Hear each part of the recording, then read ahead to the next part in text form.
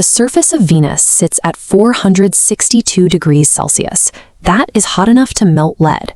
At ground level, the atmospheric pressure is 90 times what you feel right now, the equivalent of standing nearly a kilometer underwater. The clouds above are pure sulfuric acid. Because the air is unimaginably dense, it behaves less like a gas and more like a hot, rushing fluid. If you drop a machine into that environment, the planet will rapidly crush it, melt its circuits, and dissolve whatever is left.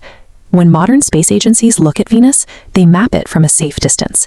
They send orbiters to look at the top of the atmosphere, carefully avoiding the violent, acidic furnace waiting at the bottom. Surviving on the Venusian surface is widely accepted as a mechanical impossibility, which makes the transmission we received in the spring of 1982 something planetary science still struggles to explain.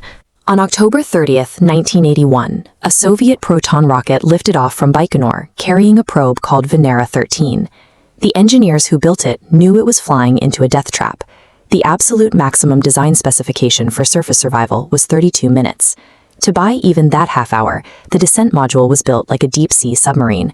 It was a heavy-pressure vessel packed with lithium nitrate ice to absorb the incoming heat.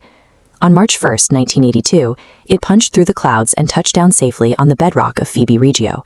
It was supposed to take a few pictures, send some data, and die. Instead, the timer crossed 32 minutes. Then it crossed 60. Then it crossed 90. Venera 13 sat in the furnace for 2 hours and 7 minutes, beaming back 14 distinct sequential panoramic exposures of the exact same patch of ground before the heat finally killed it. Those 14 frames represent almost the entirety of human history's ground-level photographic record of Venus.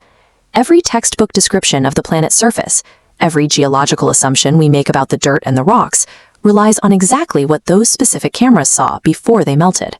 For 30 years, those images sat in Russian archives, accepted as the barren, lifeless rocks they appeared to be. Then, in 2012, a senior researcher at the Russian Academy of Sciences, named Leonid Ksanfomaliti, published a new analysis. He was the man who originally proved Venus had lightning storms.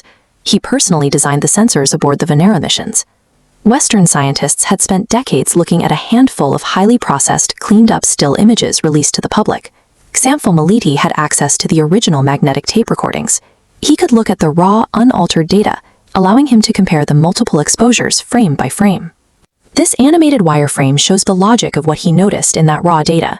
He tracked several specific objects between the panoramas, a disk, a black flap, and a segmented shape he called the scorpion. In one exposure, an object was clearly there. A few minutes later, it had shifted position or vanished entirely.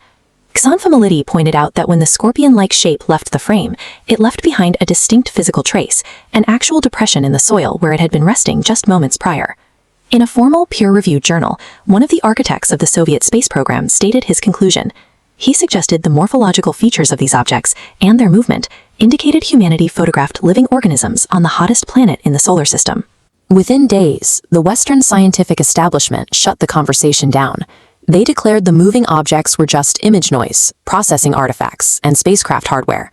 The disk and the scorpion, they insisted, were nothing more than the camera's half-circle lens caps that had popped off after touchdown.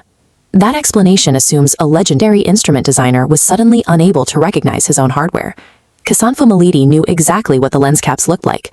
He helped design the experiments that deployed them, and he knew precisely where they had landed. He spent the next decade expanding his search.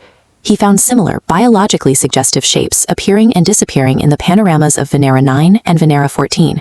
If these were simply lens caps and image artifacts, they were appearing across multiple missions, separated by hundreds of kilometers and 7 years of time. Look at this cross-section of the Venusian atmosphere. The surface at the bottom is an absolute furnace. But high above, in the temperate cloud layer, independent research teams in 2020 and 2023 detected phosphine and ammonia. On Earth, these specific gases are produced almost exclusively by anaerobic microbes living in oxygen-free environments. We now have completely separate atmospheric data suggesting parts of Venus might harbor biological activity. Yet in 2012, when a scientist pointed to possible physical movement on the ground, the immediate institutional response was to permanently close the case. Today, the physical hardware that took those images is gone. Most of the engineers who built it have passed away. The complete, unedited telemetry remains securely locked inside aging magnetic tapes in Moscow archives, obscured by a Cold War language barrier. We spend billions looking for signs of extraterrestrial life, but our approach to Venus is strictly hands-off. We map every crater and ridge using advanced radar, meticulously studying the planet while making sure our equipment never actually touches the dirt. Even the next generation of probes will not verify those 1982 images. NASA's Da Vinci mission will take pictures, but is not built to survive. The European Envision probe is strictly an orbiter. The long scientific debate over Ksanfomaliti's Scorpion was definitely not won by sending a better camera to prove him wrong. Instead, it was resolved by a quiet, collective agreement across the entire scientific field to simply never go back and check. Consider the implications of that silence. Imagine the possibility that a human machine traveled 112 million kilometers, landed in hell, and recorded an organism standing up and walking away, and we decided it was easier to just ignore the tapes.